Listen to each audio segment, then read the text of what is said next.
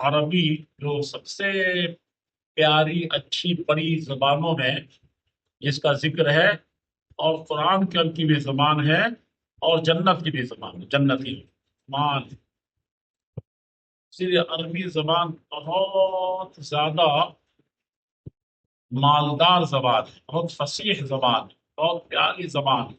اور سب سے بڑی چیز یہ ہے کہ وہ جامع زبان ہے، کم الفاظ میں معانی کا سمندر ہوتا ہے اس کے اندر، یہ بات یاد رکھیے۔ دوسری بات کہ ہمارے پیارے نبی صلی اللہ علیہ وسلم اس زبان کے بڑے ماہر تھے۔ بعض روایتوں میں ہے کہ انا افصح العرب، میں عربوں میں جو ساری دنیا کو عجم اور گنگا کہتے ہیں ان میں بھی میں سب سے زیادہ فصیح، سب سے زیادہ بلیغ، سب سے زیادہ اونچی اور اچھی زبان بولنے والا۔ اونچی اچھی اس معنی میں بھی کہ کلاسیکی ادب جو ہوتی ہے اس کا اعلیٰ کوالٹی، اور اعلیٰ کوالٹی اس معنی میں کہ جس کو کوئی بولے تو کیا کرے، کان قولہ فصلا، صحابہ بتاتے کہ آپ کی بات اتنی واضح، صاف اور ستھری اور سادہ اور آسان ہوتی تھی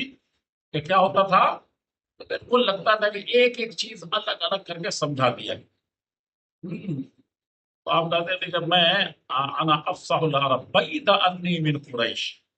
ایک خوبی یہ بھی ہے کہ قریش جو ہر چیز میں سردار ہے، زبان میں بھی بڑے اس کے دھنی ہیں، میں دوسری یہ ہے کہ اسی میں سے سب سے تو اونچا ہوں ہی، لیکن قریش سے نسبت میری۔ اب یہ بات یاد رکھنے کی چیز ہے، دوسرے مرحلے میں آتا ہے کہ آپ جوامع الکلم دیے گئے، الگ سے زبان کی جو بڑی خوبی ہوتی ہے کہ کم لفظوں میں زیادہ سے زیادہ بات کہہ دی جائے،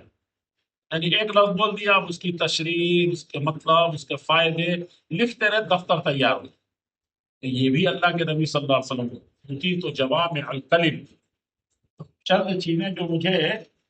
چار پانچ چیزیں جو مجھے دی گئی ہیں، بڑی دنیا پر سب سے کسی کو نہیں، کہ وہ مجھے دی گئی خصوصی طور